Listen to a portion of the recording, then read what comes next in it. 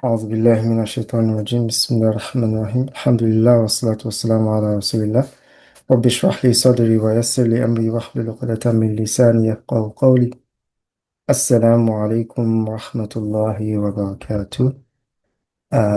Let me make this presenter mode. There we go. All right, so Jazakallah khair for coming and for making time today. We had this same webinar last weekend. Alhamdulillah, we got good reviews. A few of you were not able to join, so we decided to do it again, trying to maximize the opportunity in these best 10 days of the year. May Allah subhanahu wa ta'ala accept from all of us. Okay. Just in the chat box, before we go ahead, I want you guys to just drop in where you're joining from and your role in healthcare. And as we do that,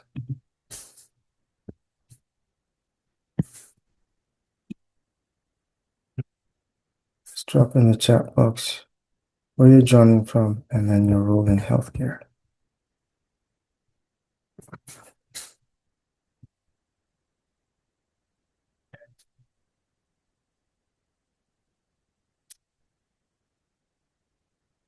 A few more people are joining us with Richmond, Virginia, Irving, Texas, Dallas, Texas, Finland. MashaAllah. Okay. Helsinki. All right. Jazakallah khair. So, alhamdulillah, this whole idea of the spiritual and intelligent healthcare leader and worker is something that has been on my mind for some time. And I'll tell you a story that I told the folks that joined us last week. I was in Hajj, my first Hajj in 2018, and we had just finished the rites of Hajj. It's probably maybe somewhere the 14th or 15th of Dhul Hijjah. We had gone from Mecca to Medina, and alhamdulillah, I was able to make it to Fajr Salah in Masjid Nabawi. And lo and behold, I, prayed next to this brother, a complete stranger to me at that point in time. Welcome from Sweden. This complete stranger. He turned out to be another American brother. And, we had a conversation, and that conversation led us to him inviting me to a dinner with his own group, the Hajj group he came with. And fast forward, it was Maghrib time and it was time to go. And he messaged me that he really won't be able to make it. And in that moment, I felt a hesitation to go. And honestly, I almost didn't go. But he convinced me to go. And today I'm thankful for that, because what happened afterwards really completely flipped my perspective on its head. So I went, found the hotel, found the restaurant or the space where they were having the dinner. And as the spread always is, it was a nice spread. Mashallah, lots of hujjaj, a lot of energy, a lot of different people from different walks of life in the room. And then the shuyukh came, and then the program started. And the program was really to help the hujjaj who came with these same shuyukh to really put things in perspective on what they had just experienced. And what they had, what they wanted to highlight was that in Hajj is an opportunity to be transformed. If your Hajj is accepted, you go back, like the day you were born without any sin. And that's incredible already. And then the shuyukh, they slowed down some more and highlighted something that maybe many of us miss when we go for Hajj, is that when we come, it's also supposed to shift our perspective, to start to hone in on this idea that every moment of our lives, every patient that we take care of, every interaction that we have, every moment is building up to an eventuality, the eternal future, the akhirah. And so what they wanted us to take home was that shift in perspective to start really thinking more intentionally about our akhirah and how we choose in the decisions that we make. Are we choosing Allah from moment to moment, or are we choosing our desires? And then specifically, the Sheikh that was talking about this, he referenced verses from Surah Al-Fatiha, something that we all recite multiple times a day. بعد أعوذ بالله من الشيطان الرجيم بسم الله الرحمن الرحيم. He read the whole surah and then he got to اهدنا الصراط المستقيم صراط الذين أنعمت عليهم غير المغضوب عليهم ولا الضالين. Ameen. And we make this dua that Allah subhanahu wa ta'ala should guide us to the straight path every time. And then he furthered that conversation to what that truly means in the two groups that Allah describes in the verses that follow. The first group, the ones that are successful. And that's holistic success in the akhir, in the eternal future and our eternal destination. And he gave the example of people like Aisha and how on the day of judgment, the day that is also known as the day of regrets, Yawm al-Hasr, that we will all regret, choices that we made, and were those choices leaning towards the direction of Allah, or were they leaning more towards our own desires? And then he talked about the second group. The second group are those who Allah is angry with, or those whom have been completely misguided. May Allah protect us from that group. We all want to be in that first group. And those verses, even though I had read them many, many times before that moment, they hit differently because the implication was now clear. Was that I needed to decide in that moment which party I wanted to be a part of, which group, which company. Even though the answer is obvious, I was scared. Not because of, I was a failure. Alhamdulillah, by professional standards, things were going well.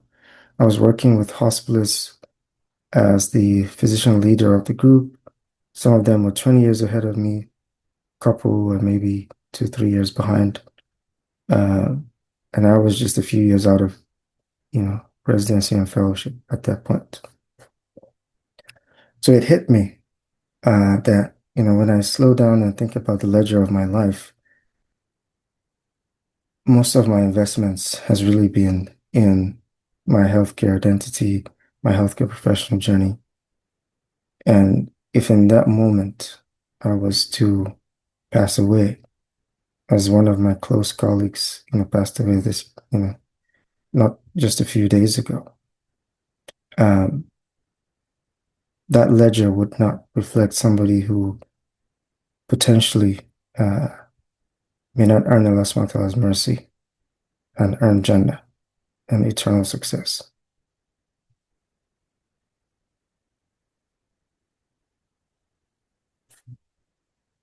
And then I thought about, why this was so.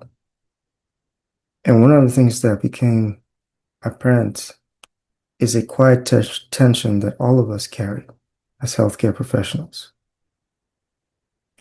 The tension between who we are in the hospital, in our clinics, in the ERs, our healthcare professional identity, and then who we are before Allah, our spiritual identity. And that tension is not a sign of failure. It's the direct result that we've all been trained, we've all been, where we work, it's the environments that we've been set up to serve humanity in this capacity. It's not really designed to hold our spiritual identity and our healthcare identity together.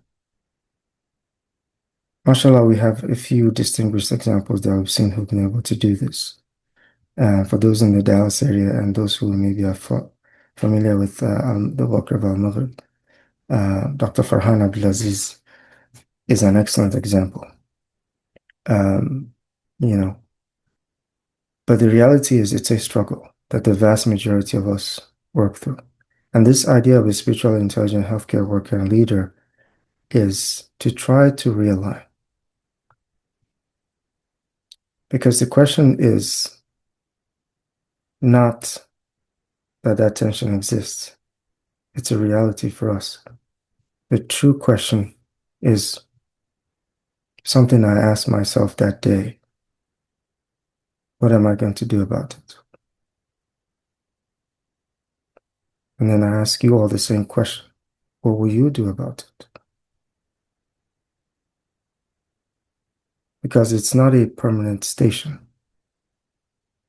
It's a station that truly lends itself to intentional, an intentional approach.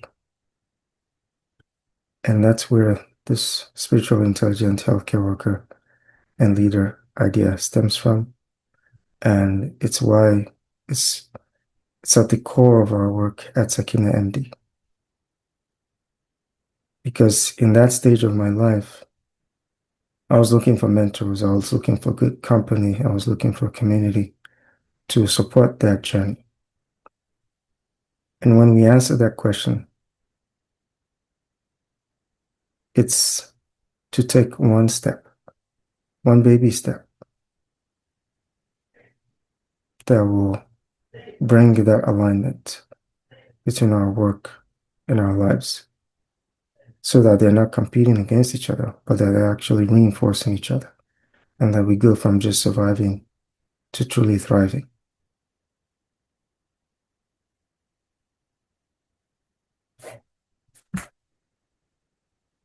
So that's my story in this regard.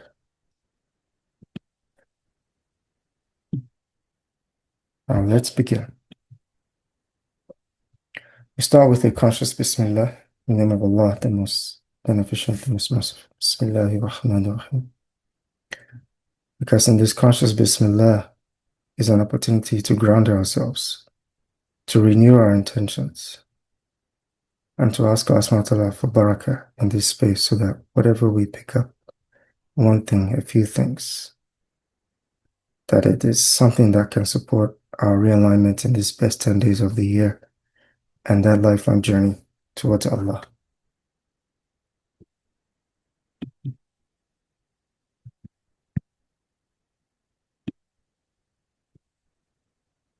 And I like to always have recitation of Quran as part of our conversation during these webinars. So let's listen to Dr. Abdullah Haykal, a radiology resident from Michigan. والضحى والليل إذا سجى ما ودعك ربك وما قلى وللآخرة خير لك من الأولى ولسوف يعطيك ربك فترضى ألم يجدك يتيما فآوى ووجدك ضالا فهدى ووجدك عائلا فأغنى فأما اليتيم فلا تقهر وأما السائل فلا تنهر وأما بنعمة ربك بك فحدث.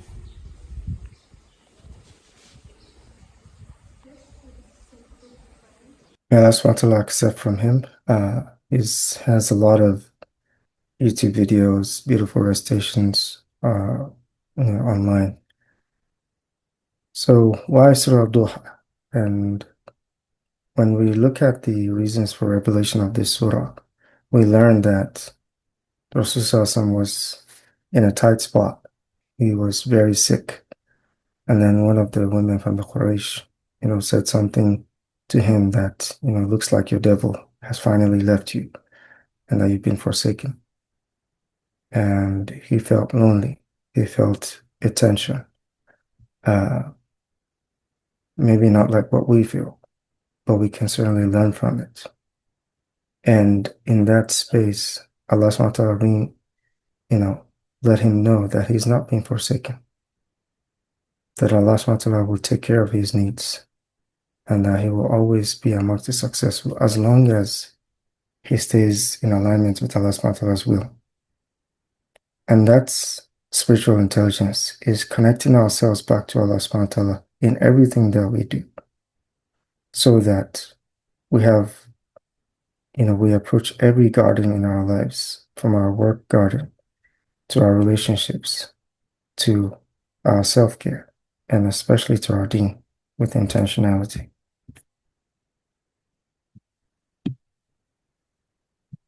So, our intention today is really a space to realign. Some of what we guys hear today will be familiar, some maybe will be new. Ultimately, it's about realigning our work and our lives so that we're not losing ourselves in this very meaningful work that we do in healthcare, and that we're preparing for the eternal future in our akhirah. And then we'll explore this whole concept of spiritual intelligence, specifically looking at the example of Prophet Ibrahim alayhi salam, who is the ultimate example of spiritual intelligence in our deen. As Allah subhanahu wa ta'ala describes him in the Quran, when he was commanded to do something, he never even blinked. There was not even a hesitation within him. He was always submissive to Allah subhanahu wa ta'ala. He was always sincere, and he was always willing to sacrifice. And then we'll look at a practical framework, some tools that we can leverage for our own lives so that we can truly appreciate spiritual intelligence in healthcare work as not a feeling, but as a true competency, something that's practical, something that's learnable, and that we can all benefit from for ourselves and for all the people that we serve and the people around us.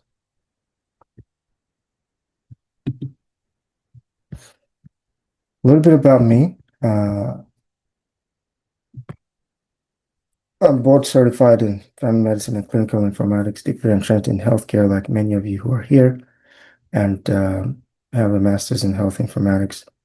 Specifically related to this work, I'm certified with the Productive Muslim Company, and I'm currently going through my Baraka Hive coaching certification as well as with the Resilience Institute. And as I mentioned earlier, we founded the Sakeenah Growth Company and the SakeenahMD ecosystem to support Muslim healthcare professionals who may be struggling with alignment between their healthcare identity and their spiritual identity.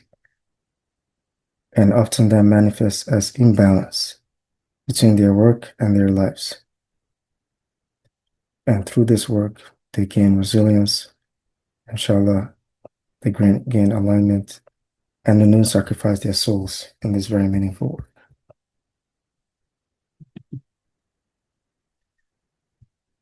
So,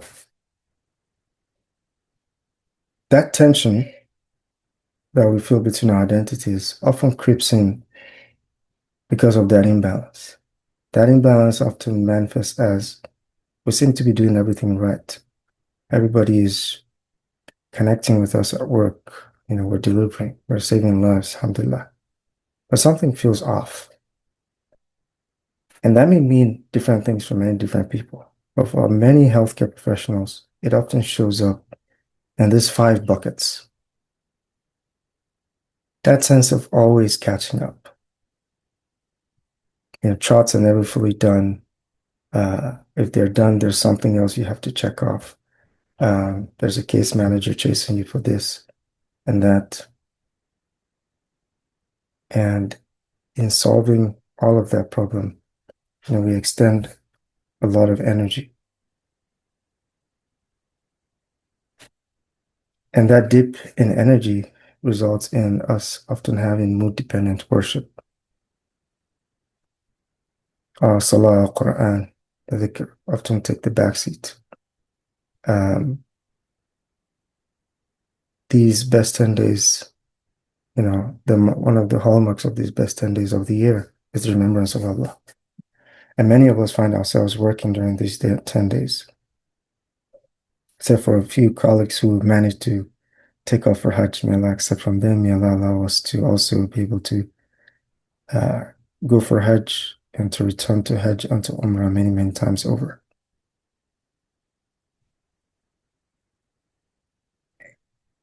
And then our energy level also, our families get the leftovers because work has really expanded into everywhere. And then our own self-care takes a backseat, even though we're recommending to patients and lifestyle modification and all these things that we learn.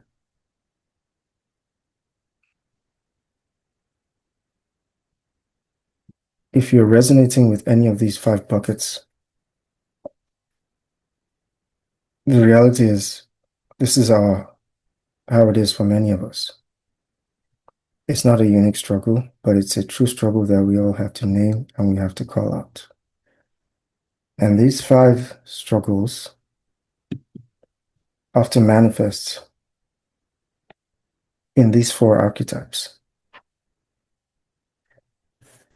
So we have an overextended healer.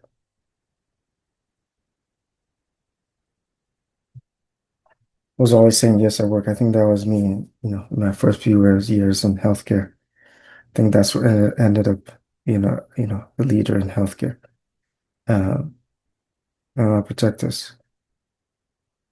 It's not about not saying yes, but it's about being intentional about how we do it so that, self-care doesn't become the last thing. Because when it becomes the last thing, you can only say yes for so long until we burn out, and then the other aspects of our lives start to suffer. Or the spiritually hungry achiever. That was me in Medina. Alhamdulillah, things were going great, but there was a gap. There was a clear gap that I wasn't prioritizing my eternal future, and that my investments were in the wrong account,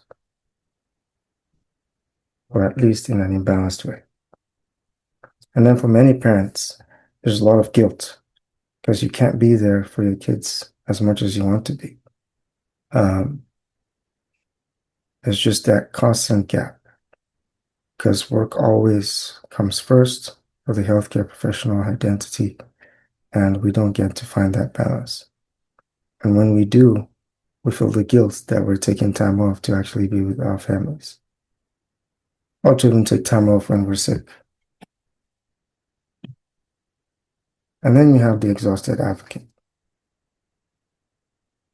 The system pressures has really gotten to you. You've complained, you've told leadership, and nothing seems to be changing. But oftentimes we're not doing something that we find in the art of spiritual intelligence, which is leveraging divine permission and finding ways to bring Allah subhanahu wa ta'ala into the equation. Because the outcome doesn't come because we complain. The outcome comes when Allah subhanahu wa ta'ala declares it or commands it. So if you're resonating with any of these archetypes and those five struggles, I want you to drop in the chat box, for the first archetype, 1, and then for the spiritually hungry achiever, 2, and then 3 and 4 in that order. And if there's any comments anybody wants to share, Also, we can take some comments, inshallah.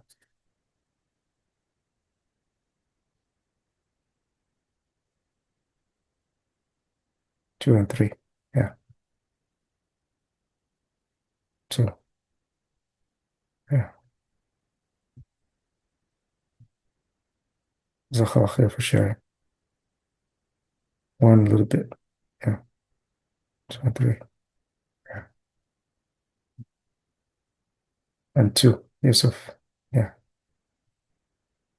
1 and 4. Yeah. Yeah. To a certain degree, we all experience these.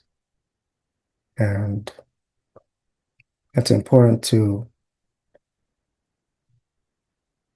name what is missing.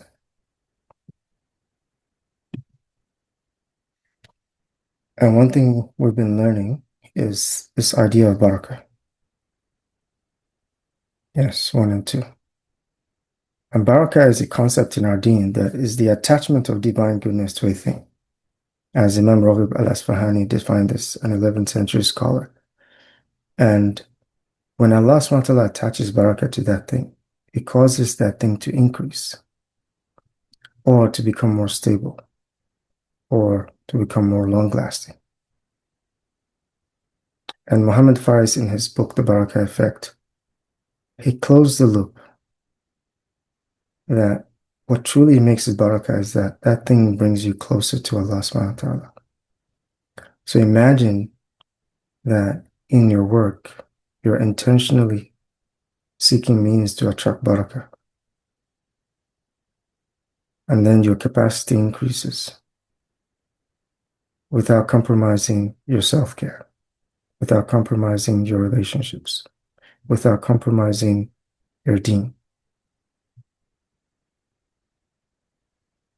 And that you're able to show up authentically as a Muslim healthcare professional who is grounded, in the prophetic example that we aspire to.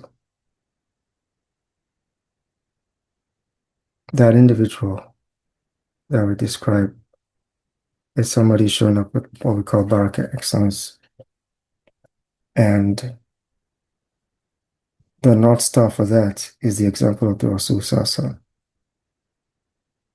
and all of the Anbiya alayhim salam, like Prophet Ibrahim alayhi salam, all the sacrifices, the sincerity, the submission that we learn from his story. So we came up with this gap between the reality for many of us in, a traditional clinical paradigm where we're putting a lot into our work. So there's high output, but oftentimes alignment is not where it needs to be. It may not be a complete low, but there's often a gap for many of us. And that misalignment, continues to feed into the feeling where something feels off. We start to experience, subtle symptoms of burnout. Maybe it's not overt. And then there is the reality of moral injury and moral distress, where we're doing things that are misaligned with our value system because we're stuck in a system that demands it. But in the Baraka paradigm, you start to shift. You continue with your high output, but there's a sense of balance because now we're aligned with Allah subhanahu wa ta'ala's will. And so we're focused on fulfilling the haqq of the different areas of our lives, from taking care of ourselves to our deen, to our relationships, and then, of course, the amana of our work. And then the work becomes sustainable. And then we're able to shift from surviving to thriving. How do you define high output? Good question. High output is what many of us experience. We put in a lot of time into our work because the system demands it, right? The average physician in the US is quoted to work more than 80 hours a week.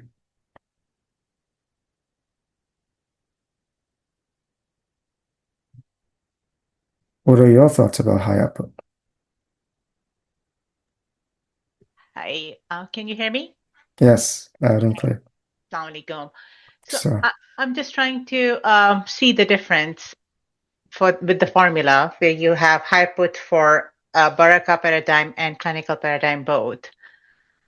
Then how we define that output? How you continue to be a high achiever from academic or work standpoint, but end up having a high alignment? What changed here?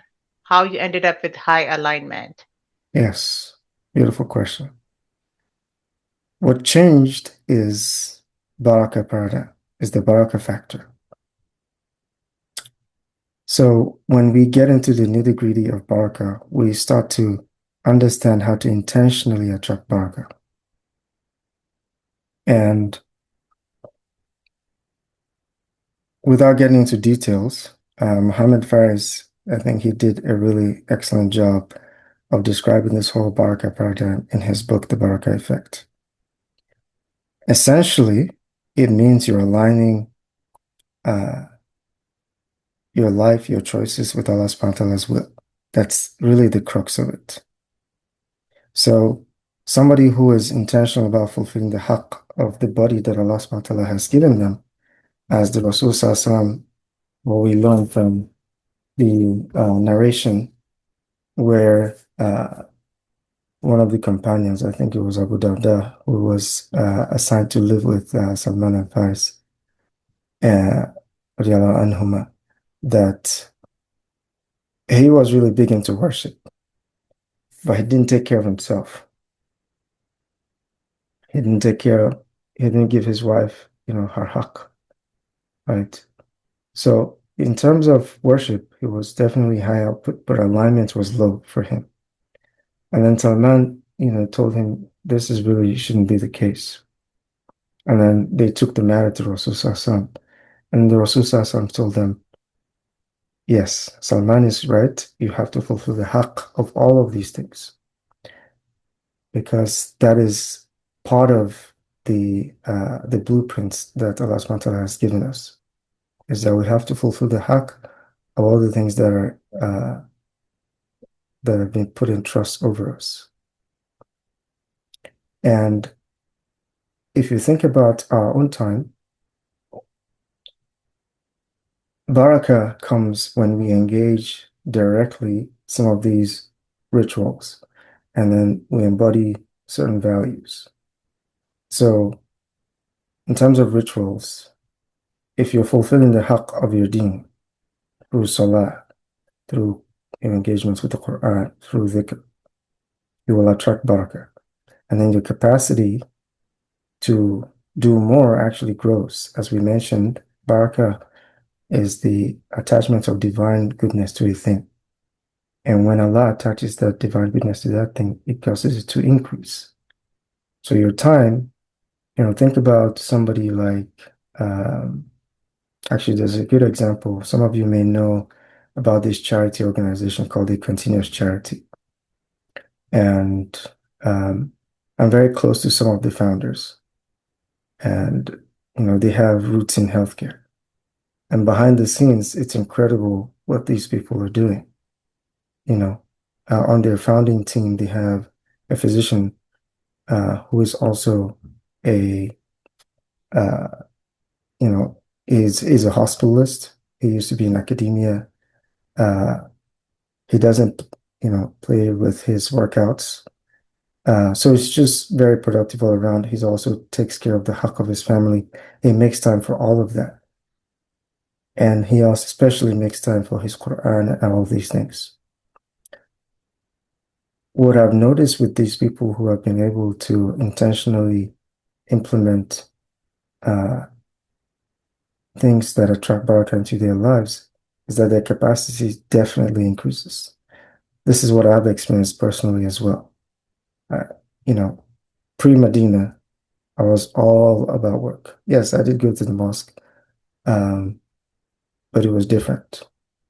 And when I came back, just through slow baby steps, started to focus more on our engagement with the Quran, slowly more dhikr. slowly improving quality of salah, slowly embodying the mindsets of tawakkul, of having yaqeen, that my showmanship, my performance at work is not necessarily what is the source of my risk, that my source of my risk is from Allah subhanahu wa ta'ala. And that doesn't mean that I won't tie my camel. That's why that hadith exists, right? That we tie our camel and we do all that is in our power, to fulfill that role to the best of our ability. But the outcome, that risk, is not because of all of that effort. It's because Allah subhanahu wa ta'ala has written it for us. And that alignment is what shifts when somebody goes from this traditional clinician paradigm to a baraka paradigm. And then it becomes more sustainable. If you think about it, when you're fulfilling the haqq across all of your roles in life, it doesn't mean you're going to be 100% in all of them, but that the quality of your engagement with all of them will reflect the current need of that garden. At SakeenahMD, we talk about 4 gardens. We talk about the work, we talk about your health / energy or your self-care. So by relationships, oftentimes that's family, that's the top one. And then the last one, of course, is your deen. When you're attending to the haqq of all these areas, how do you imagine that such a person will show up when they're called upon to serve, whether it's at home or at work? Because that's what we mean by high alignment. And that's really the differentiator. Because then it becomes more sustainable, because you're more resilient, you're more grounded. You have a reserve, not because of your own self, but because you're connected through fulfilling the haqq of these things to a never-ending source that renews you. Is that helpful? Yes, definitely. Jazakallah. Okay. Anything come up for anyone else? Any questions, thoughts? Just drop it in the chat box and we'll keep it going, inshallah. If you have any reflections on that, pause for a few seconds.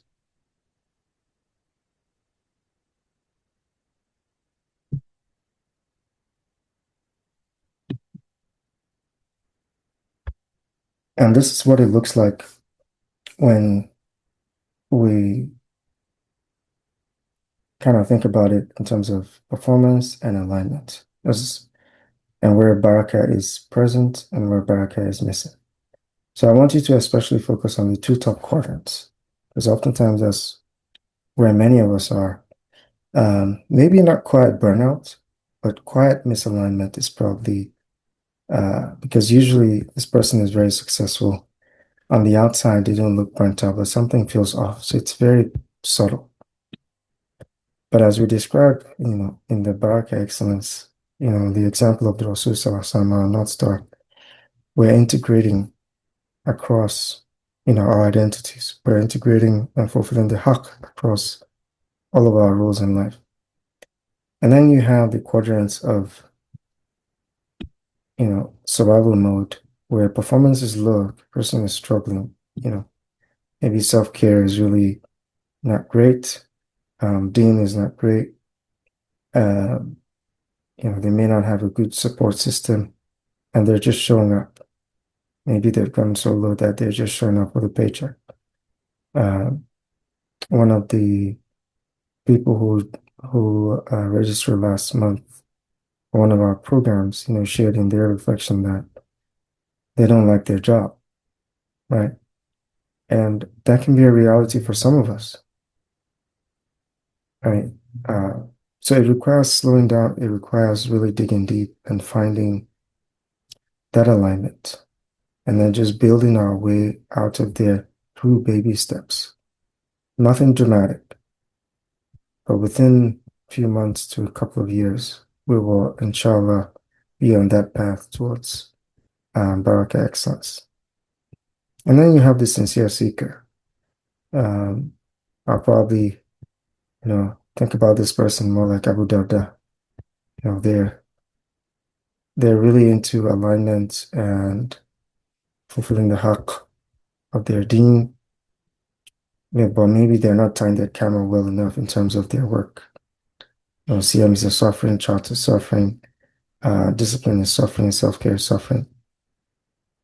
But for all these folks, whether in quiet burnout phase, survivor, the surviving martyr, or somebody who's a sincere seeker with a lot of guilt and frustration, the key thing is to really double down on this whole concept of barakah and fulfilling the haqq across all of our roles and our four main gardens.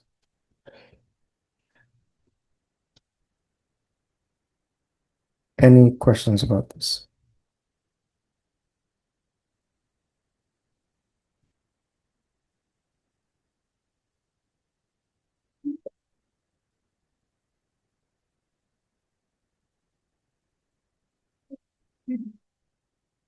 All right. So we come to this idea of evolving intelligence. Clinical intelligence we're all familiar with. It's really what gets us, where we all are today. We're all really familiar with developing clinical skills. And then you become an attending or even in residency, you're very familiar with the metrics, with keeping up with your clinical knowledge. But once you start taking care of many patients, you realize that it's just not enough. You need to develop your soft side as well. What some people call soft skills, your empathy, your relational capacity. And then you master that, and something still feels off. And as we've described earlier, keeping clinical intelligence and emotional intelligence will definitely make you, if you're decent in those areas, you'll become one of the most high performers in your area. Yes, rock the house. Yeah. You become one of the high performers for sure. But something will still feel off because oftentimes high performers, high output folks, with low alignment, something often feels missing. The haqq is often missing somewhere else. There's a reason why many dual physician relationships tend to suffer a lot. There's a reason why there's a lot of unhealthy clinicians out there because the haqq of the garden of self-care is missing. The haqq of the relationships takes a toll because that call to duty always trumps everything else. But when we look at the spiritual intelligence layer, we start to slow down to fulfill the haqq across all these areas, and then specifically the haqq of the patients that we take care of. We see that relationship now as an amana, as a trust from Allah. And that challenges us to focus on the divine accountability that's tied to that. Because we're going to answer for that engagement, for that encounter. And so that nudges us to ihsan, regardless of our practice liability, right? And this concept of sincerity, of ikhlas, also comes into play, all tied into that. Because we realize that in that moment, in those encounters, in those engagements, that the person that we're ultimately accountable to, the being that we're ultimately accountable to, is Allah.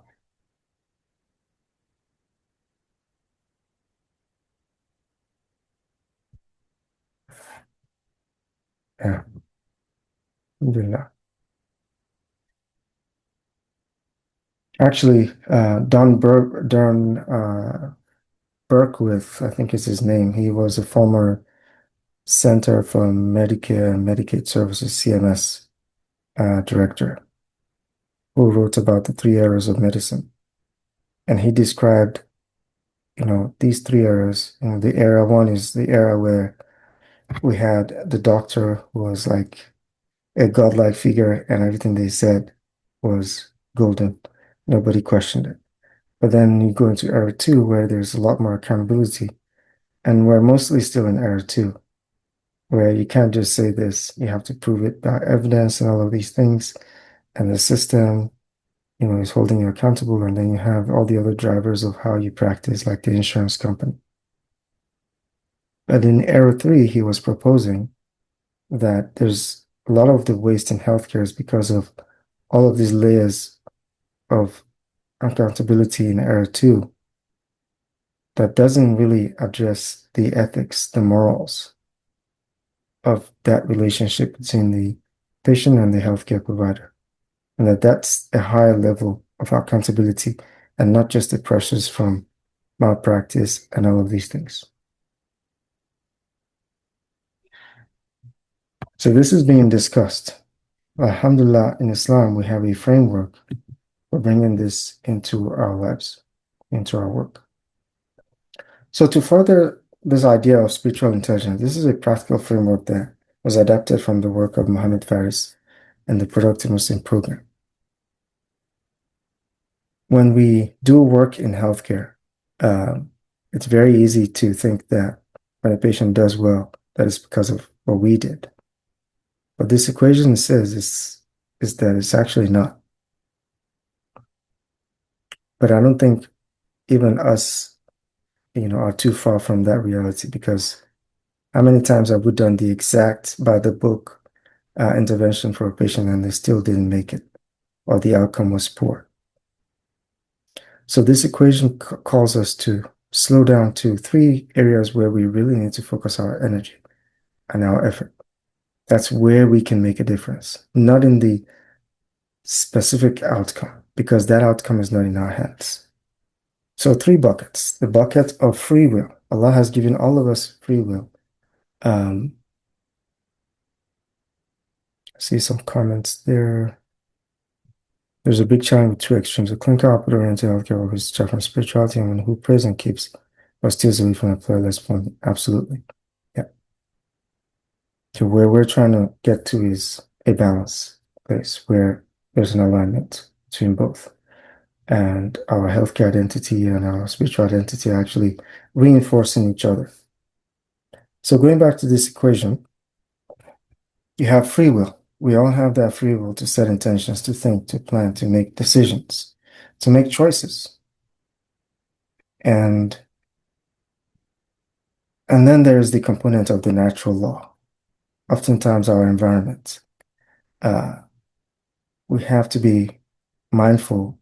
For example, you're taking care of a patient and the natural law, maybe it's a cardiology patient with a complication. It's not a bread and butter. Maybe you're a hospitalist. It's not a bread and butter cardiology case. The natural law is that in certain practice environments, you have to call a cardiologist to bring in that expertise, as opposed to going to read a book and trying to figure it out, which is the natural law in some other environments. And people become more resourceful in those lower resource environments. Similarly, you want to get into medical school. There's no amount of just focusing on Allah's permission and dua that will get you in there if you don't double down and read.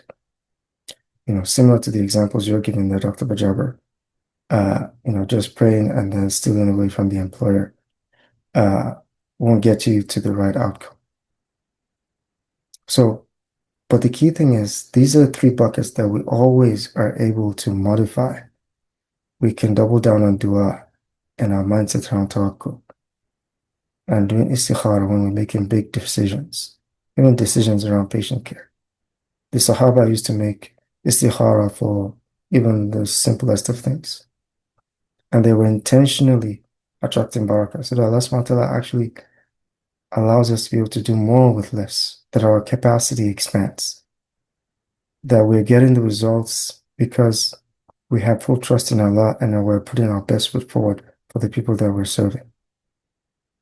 And that we're, leveraging our understanding of these natural laws, of the medications, of the resources in the system, of how to support our families in life, and fulfilling the haqq of, our bodies by, making sure we have time for workouts and all of those things.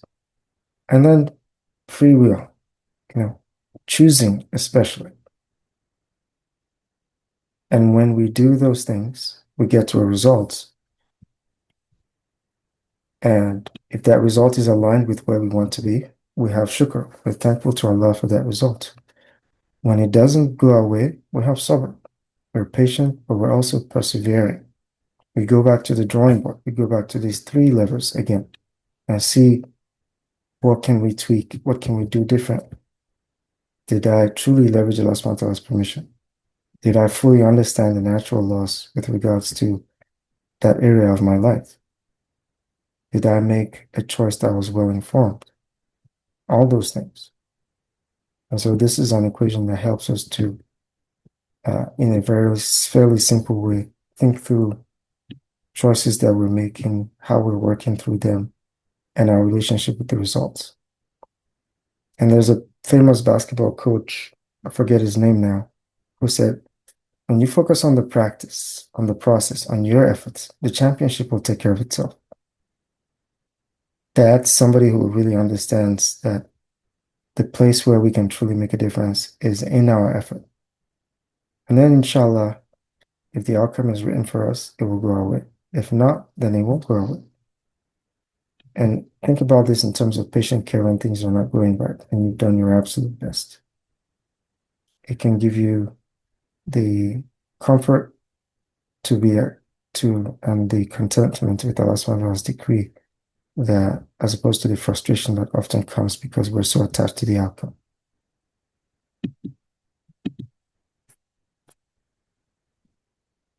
Now, here's another layer to spiritual intelligence, especially when it comes to leadership. And it's that there are four other dimensions. In terms of meaning making, we've kind of addressed this, is that spiritual intelligence allows you to connect outcomes and efforts in what we're doing in the dunya to akhirah outcomes. Meaning, if I'm doing right by this patient, if I'm fulfilling the haqq of family, if I'm taking care of the amana of my body, then inshallah there is a reward for that. And that inshallah I'll be able to earn Allah subhanahu wa ta'ala's mercy and be successful when it matters the most. And that our moral compass is already tied to divine accountability. And when we're leading others or serving others, whether we have a title or not, they were doing it from that place of grounding, again, because there is divine accountability. And then there is transcendence, which means we're rising above our ego, our nafs, and its desires to actually do this service from a place of sincerity. And that we don't get burnt out in the process or get compassion fatigue because we're tapping into a never-ending source. Allah subhanahu wa ta'ala is Ar-Rahman Ar-Rahim. And the concept of surrounding ourselves with a community, with accountability that keeps us grounded, then we can lead in a way that's sustainable, in a way that's just, and that's empathetic. All right. And here, I just wanted to remind all of us about this ayah. It's a famous ayah. But just to highlight the portion of it that's relevant, which is that Allah subhanahu wa ta'ala in this ayah says, "Man qatala nafsan bighayri nafsin aw fasadin fil ardi فكأنما قتل الناس جميعا ومن أحياها فكأنما أحيا الناس جميعا." So whoever kills one soul, it's as though they've killed all of humanity or caused corruption. And if you save one soul, it's as though you've saved all of humanity. So the weight of what we're carrying in healthcare is huge. We're not just generating RVUs and productivity so that we can get paid. We're truly guardians of people's souls and all of humanity in these roles. So it behoves us to slow down to that reality and to be more intentional about how we are fulfilling the haqq of the role and not losing ourselves in the process. Now let's go to Ibrahim alayhi salam and see what his footsteps, or we can learn from his footsteps and his example, especially in these days of Hajj, in these best 10 days of the year. Ibrahim alayhi salam is the ultimate example of spiritual intelligence. Why? Because he was always in search of who is Allah and what is pleasing to Allah. And he was always in submission to Allah.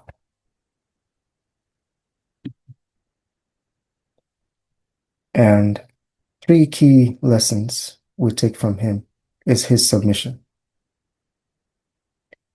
Allah subhanahu wa ta'ala described him in the Quran as somebody who, when he was told to do, for example, leave his family behind after many years without a child, and then he was blessed with a child, to leave that child behind, to leave the mother behind with the child in the middle of nowhere, he did that without even thinking twice. And many of us kind of do similar sacrifices, especially those of us who are, foreigners in a different country, practicing medicine. We came here in search of greener pastures and whatnot. We made huge sacrifices to leave family and all those things behind. But what was the main driver of that? Was it Allah or was it our desire?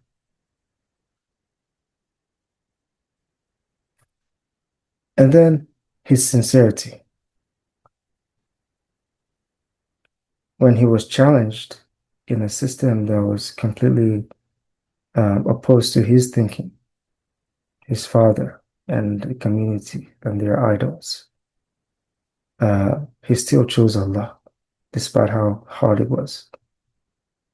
And that's similar to the situation for many of us who are practicing medicine in places, in lands that were not really designed with an Islamic worldview in mind. So from the story of Ibrahim alayhi salam, we learn that even in those places, in those moments, the integrity of our deen needs to be preserved. The integrity, the sincerity of focusing on Allah as our primary audience, as opposed to serving, again, our own desires. And then when it comes to sacrifice, he was put in a situation to make what may be considered one of the most difficult things anybody can do. Allah subhanahu wa ta'ala commanded him to slaughter his son when he was reconnected with his family. And in that moment, he had a choice to choose Allah or to choose his desires, to choose his son or to choose to respond to Allah subhanahu wa ta'ala's command. And he chose to respond to Allah subhanahu wa ta'ala's command. And two things these scholars kind of remind us in that moment is, one is that choice, right? And we're always being challenged in this way in healthcare. A patient, maybe is being racist, and the system says we still have to take care of them after they've had a conversation with them. And maybe our nerves gets in the way and we're like, and if you did that, you won't be wrong. But the question is, did you do it for your desires or did you do it for Allah? And Ibrahim alayhi salam in that moment chose to slaughter his son. And then Allah subhanahu wa ta'ala replaced his son with a ram, and we follow that tradition today. And the second lesson that our scholars tell us in that moment is that act of slaughtering, in the fact that Ibrahim alayhi salam chose Allah, is that he chose to also sacrifice or slaughter his desire. And in that moment, it's a reminder for all of us that we all have desires. We all have things that we need to grow past that is holding us back. And that we have, in that moment of sacrifice, of slaughtering these animals, to reflect on what is our own Ismail. Is it my nafs, my ego? Is it my desire for, the titles, the accolades? Is it my desire for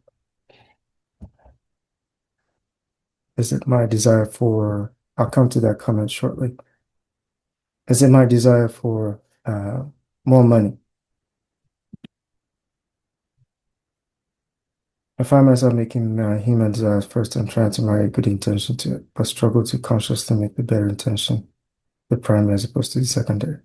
We all have that struggle on us. Thank you for sharing. And it's why we have to continue to have these conversations, because this is all of our reality. We all have them. Who can relate to what Anas shared in the chat? Just drop a 1 in the chat box.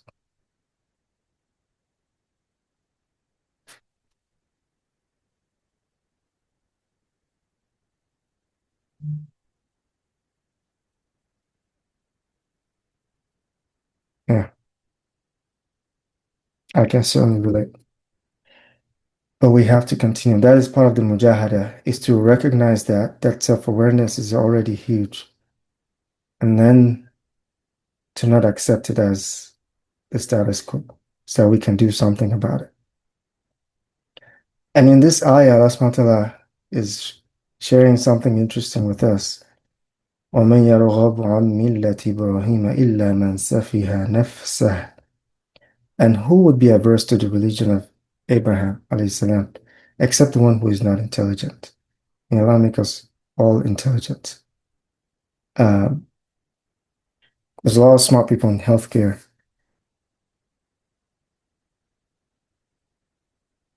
But what truly makes us spiritually intelligent is connecting our work to Allah subhanahu wa ta'ala's will.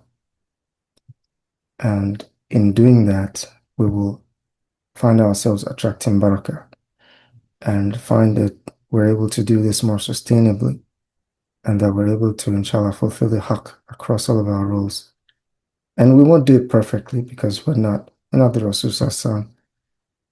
But the fact that we're even on that path is already a success in itself. And we ask Allah subhanahu wa ta'ala for tawfiq.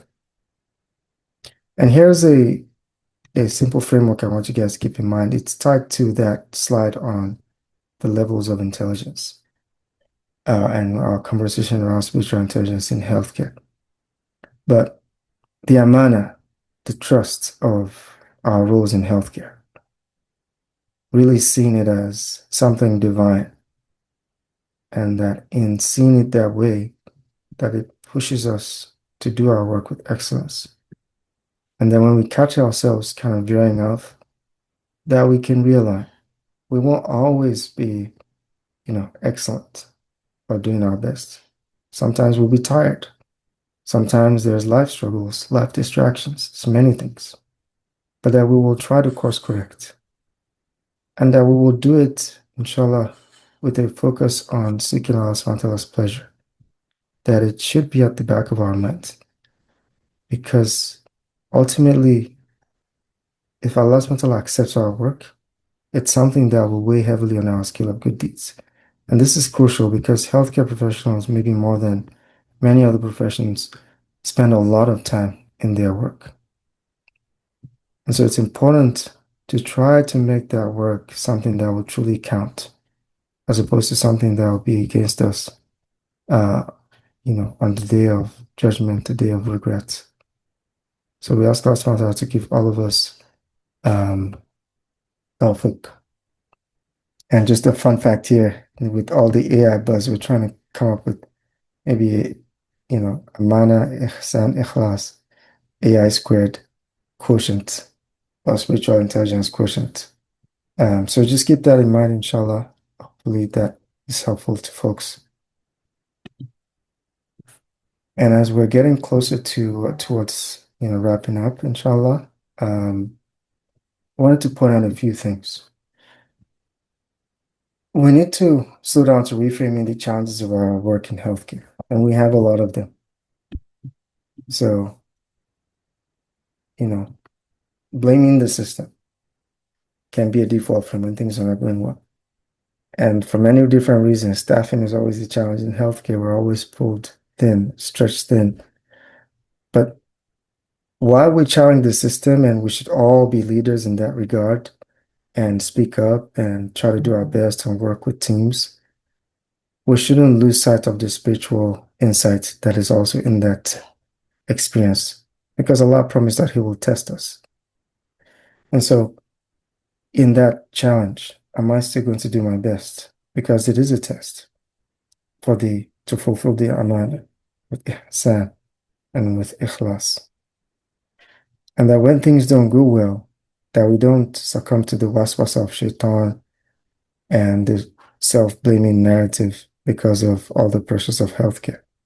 But that we remember that we're truly abd of Allah, servants of Allah, slaves of Allah, who are just trying to do our best.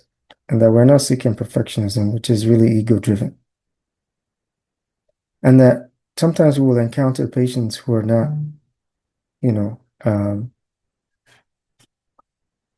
who are difficult to work with.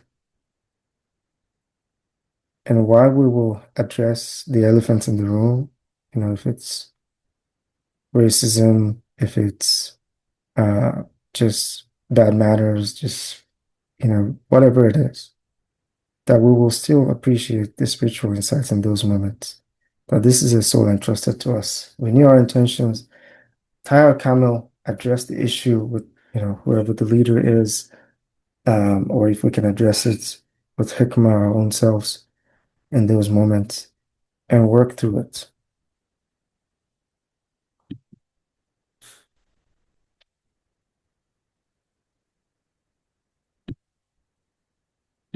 And very quickly, when we talked about the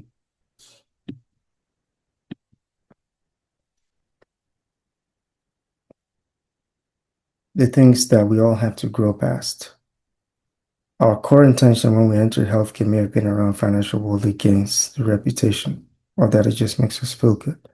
We all need to rise above that to the higher levels of intentions.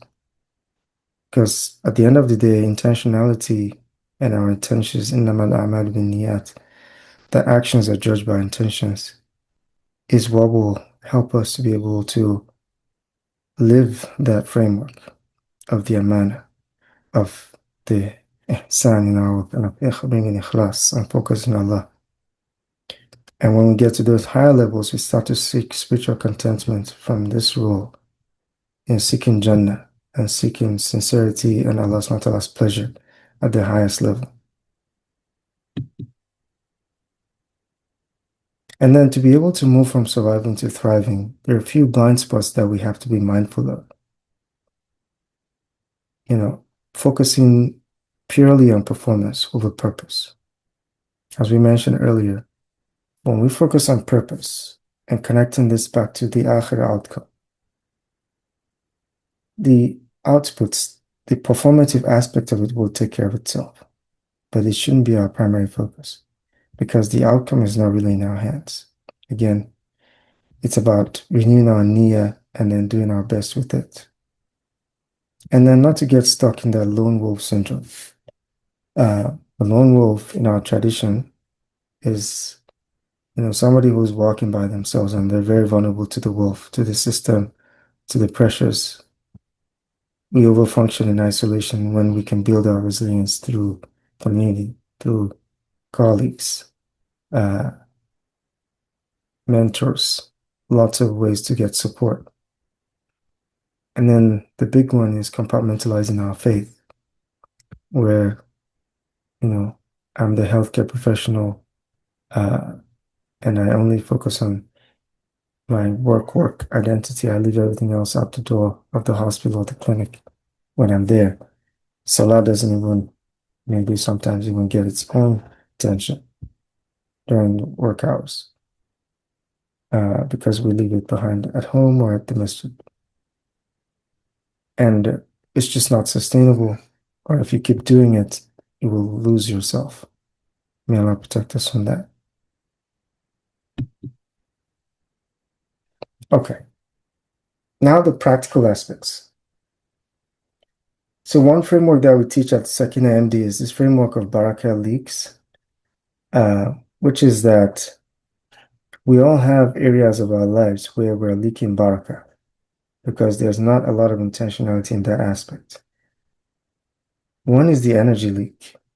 So maybe we're functioning at a level where, we're just always poorly rested, sleep deprived, physically depleted, work, no time for renewal and recovery.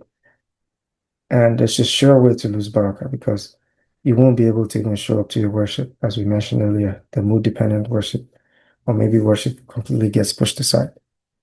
And then there's the boundary leaks. Think about work expanding everywhere.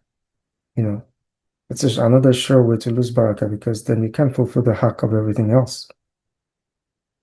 And then there's the identity leak, where because of that focus on performance and people pleasing, especially in the work setting, whether it's tied to those lower levels of the hierarchy of intentions because of more money, more attention, more uh, pursuit of reputation, you won't be able to again fulfill the haq of all the other aspects of your lives if that becomes a primary focus, because it will again go into the area of boundaries. And then there's the whisper leak. If you guys can relate to any of these, just drop the letter in the chat box, A, B, C, or D. The whisper leak, that's oftentimes a waswasa of shaitan, negative self-talk. You have a bad outcome and you just can't get over it because of this. And think about how that individual is going to be able to function. Yeah, it's tough. We all experience these to different degrees, but it's important to be aware of them and to be able to course correct. Yeah. But I'll make it easy for all of us. So B, D, A, B primarily to some extent. Yeah. Thank you for sharing. Skip the slide. All right. And I will share these slides, but here's some simple ways to try to patch those leaks, right? We talk about the idea of barakah leaks and then barakah patches. Graham's patch from GI, gastroenterology. So if you have an energy leak, maybe it's just being more intentional about protecting sleep.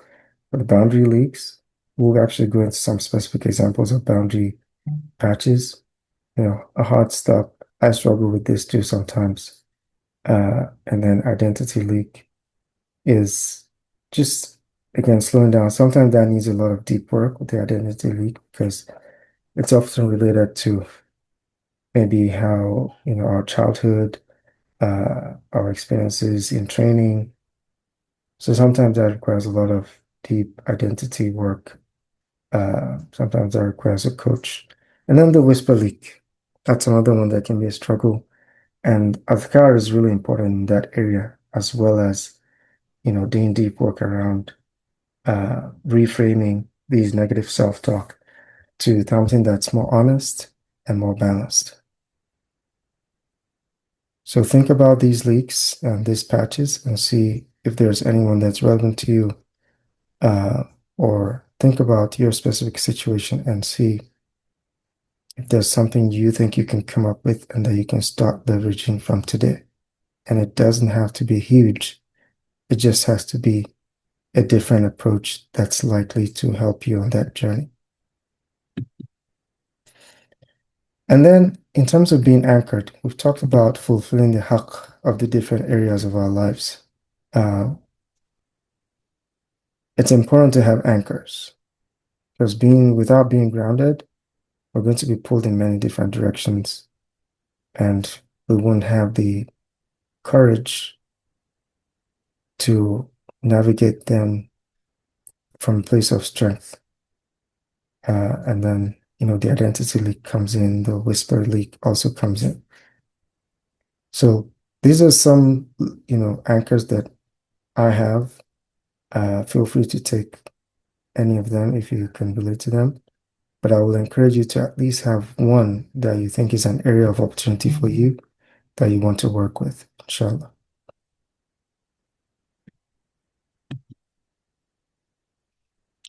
All right. Now, boundaries. Boundaries are huge. And for, maybe the first quarter of the next calendar year, the Islam calendar year, you can think about a boundary that you think is relevant to you, whether it's charting that's expanding the most, or when you're transitioning from work to home, that area gets pushed aside, or it's a worship boundary, maybe where you're at work, there's no boundaries around your worship, or recovery. You come back from work and you don't have a recovery routine when you have a really busy stretch. It's important to have these. And I'll encourage you guys, if you don't already have these, to pick one and just focus on it, because real growth will only happen when you focus on one thing at a time. All right. Now, coaching, as we mentioned earlier, it's important for all of us to have a support system. Coaching is one of them. You can have a mentor, you can have just a community, you can have even a friend, somebody you can trust.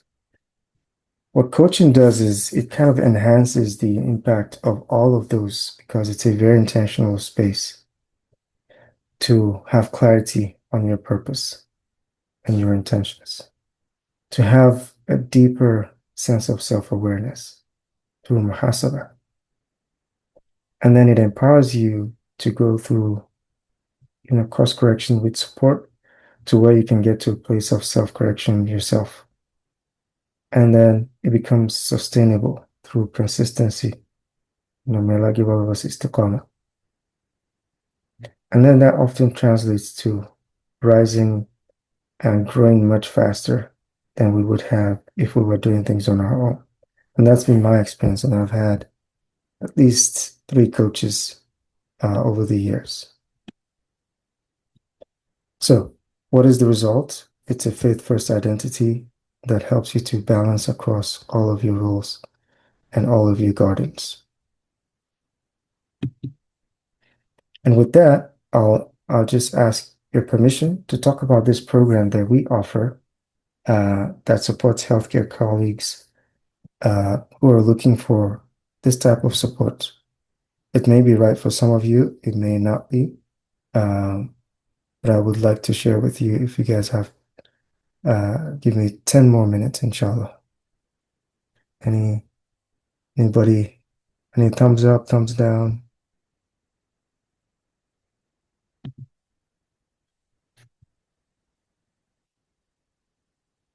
Okay, I see some reactions.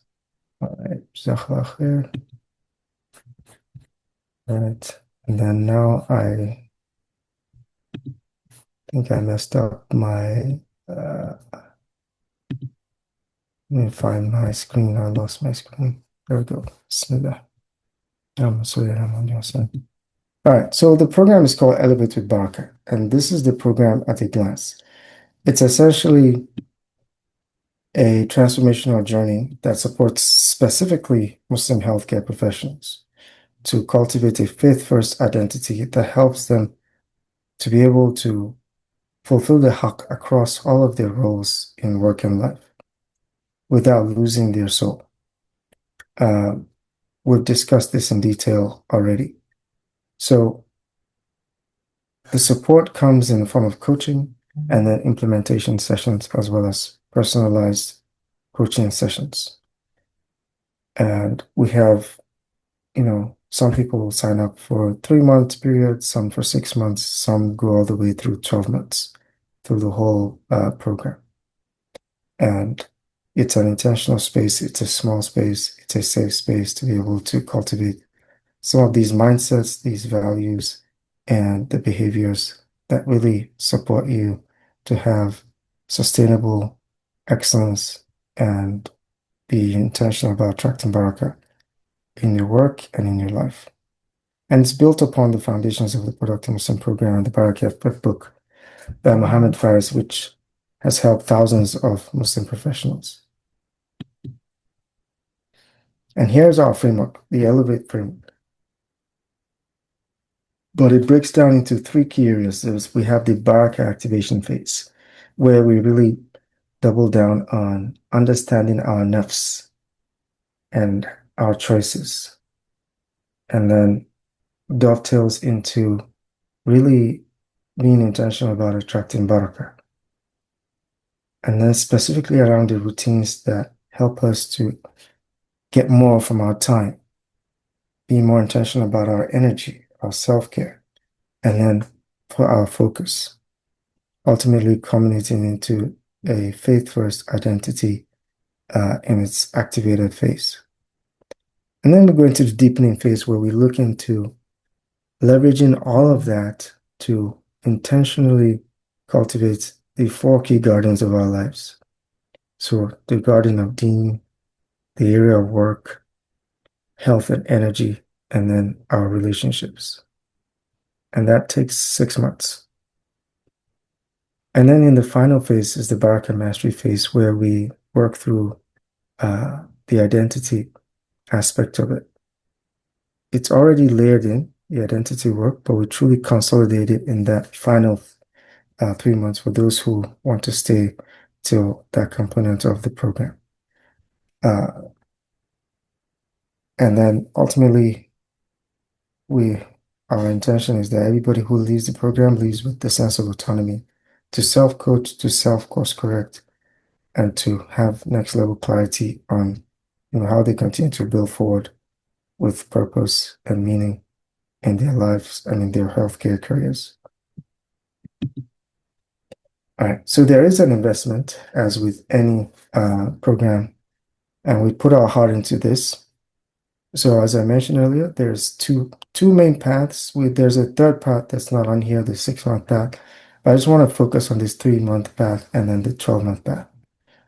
The 3-month path, is $997 a month, and then $2,900 essentially over the course of 3 months.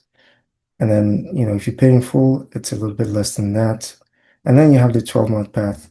Because it's a longer program, there's a lot more leeway in terms of how to support you, in terms of, the investment, $875 per month for that. And then we're also doing a Dhul Hijjah bonus, where you can actually get it much lower than what we normally offer it. And of course, it comes with a 30-day money-back guarantee. And it's not for everyone, so we always make sure we go through an application process. And then we have a limited number of scholarships, because we've alhamdulillah been able to support colleagues, not just in the US, from across the globe, and we always factor all of that into, the support that we offer. So here's the Dhul Hijjah enrollment bonus. So for the first 3 slots, it comes down to 9,000 if you want to do the 12-year program. And then 9,500 and 9,900 for the last 4 slots. This time of the year is a great opportunity to invest in yourselves. We often forget to invest in ourselves. We do a lot of charity, healthcare professionals, mashallah, some of the most generous people that I know. We ask Allah subhanahu wa ta'ala to accept from everyone. But it's also just as important, if not more important, to invest in yourselves as you are doing all of this great work. And then here is what some of our past participants have shared about the program. This is actually from a different iteration of the program, but all of that is still rolled up into in the current iteration. So I'll leave that for a few seconds and let you guys just read through that.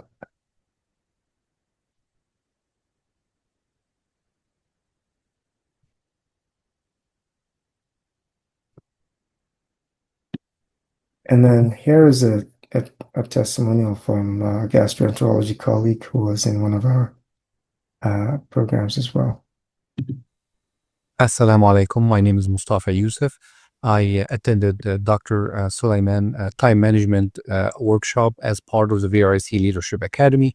I definitely learned a lot from his workshop, and I highly recommend him. Dr. Sulaiman have deep knowledge, and he's very passionate about the topics of time management and peak performance in the Barakah culture.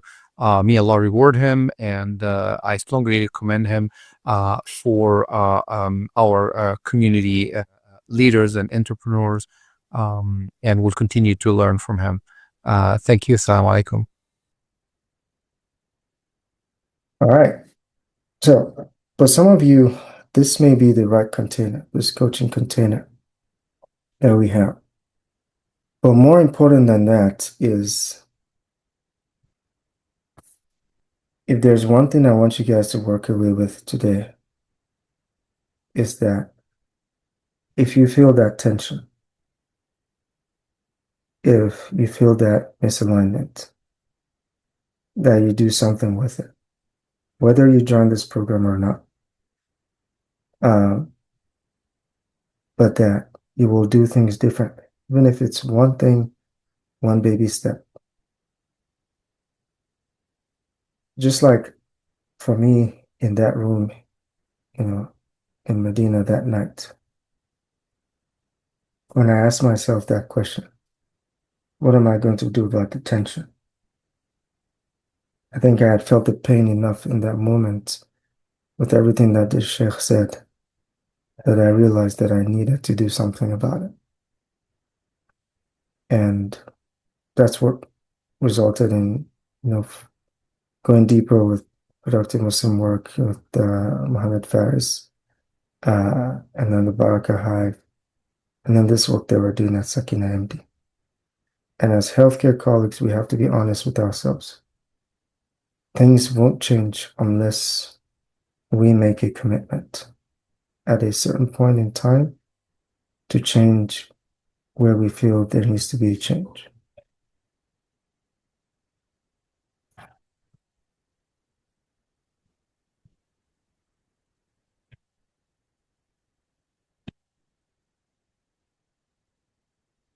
And as a gift for, you guys making the time, joining us, in this best 10 days, we wanted to offer these 2 free coaching calls, to work through, because for all of us, we're all in different seasons of life, whatever the issue may be. In those 4 gardens, we can support you if this is the right type of support for you. So I'll encourage you, to consider scanning this QR code.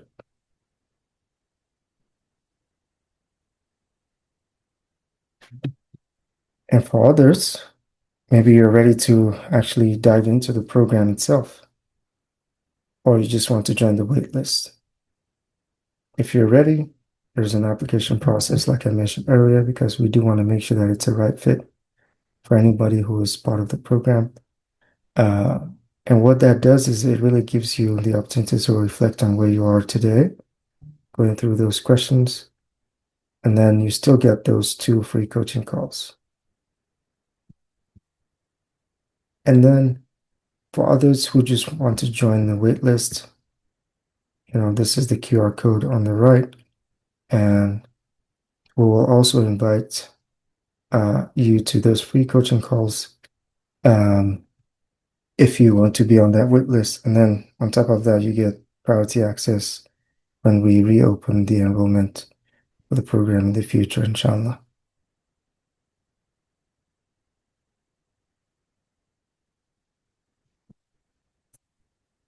And one thing that always comes to mind for me is this hadith that the Rasul Sallallahu shared with one of his closest companions, that if you have a sapling in your hand and the day of judgment was here, you should still plant it.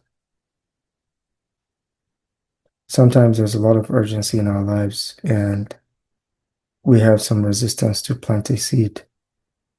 The Rasul Sallallahu saying, even in the most urgent of times, on the day of judgment, to still plant it. Because our deen rewards the intentions, even if we don't get to the outcome. This is your sapling moment. This is the right container for you.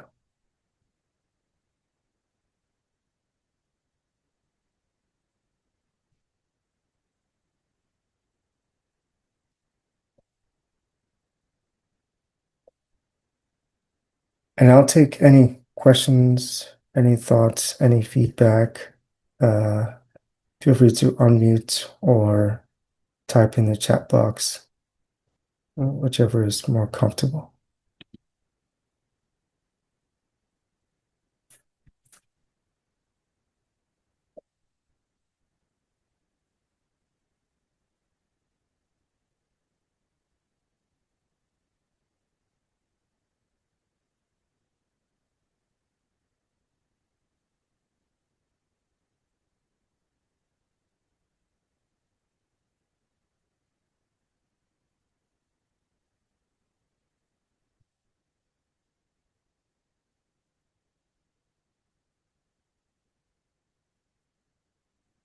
Any more? Okay, I see a comment. Yes, actually, great question, Anas. So your investment if you do the 3 month or the 6 month ban, your investment actually carries over if you decide within the 7 days after that timeline finishes to continue to, the rest of the program, inshallah. So that is an option. Jazakallah khair, may Allah accept from all of us. And please forgive me for my shortcomings. Make dua for us. And let's not forget that Arafah day is coming, that despite how busy we are, to make time for dua on that day, to try to fast if we can, because Rasul said that it is an expiation for the sins of the previous year and the following year. Thank you guys for coming. It makes a big difference. And you can find our work on our channels on Instagram, our webpage on YouTube, and then our personal page on LinkedIn.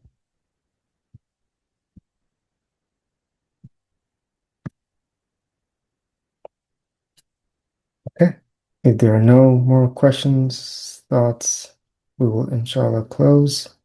I will send the follow-up email slides, and then if anyone has any questions, please do feel free to reach out to me, inshallah. Jazakallah khair. Jazakumullahu khairan, everyone. Subhanakallahumma bihamdik. Ashhadu an la ilaha ant. Nastaghfiruka wa natubu ilayk. Assalamu alaikum wa rahmatullahi wa barakatuh.